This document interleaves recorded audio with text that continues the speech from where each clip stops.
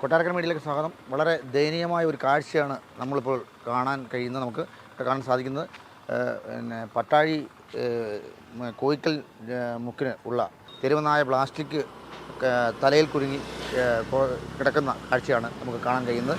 നമുക്ക് അതിനെ എങ്ങനെ രക്ഷിക്കാൻ കഴിയുമെന്നുള്ള ഒരു വിഷമത്തിലാണ് ഇവിടെ നമ്മൾ നിൽക്കുന്നത്. എന്തായാലും ഇത് എങ്ങനെ ആര് സഹായിക്കും, എങ്ങനെയെങ്കിലും ഇതിനെ രക്ഷപ്പെടുത്തുമോ എന്നുള്ള പ്രാർത്ഥനയിലാണ് ഞങ്ങൾ നിൽക്കുന്നത്. എന്തായാലും നമുക്ക് അതിൻ്റെ കാഴ്ചയിലേക്ക് പോകാം.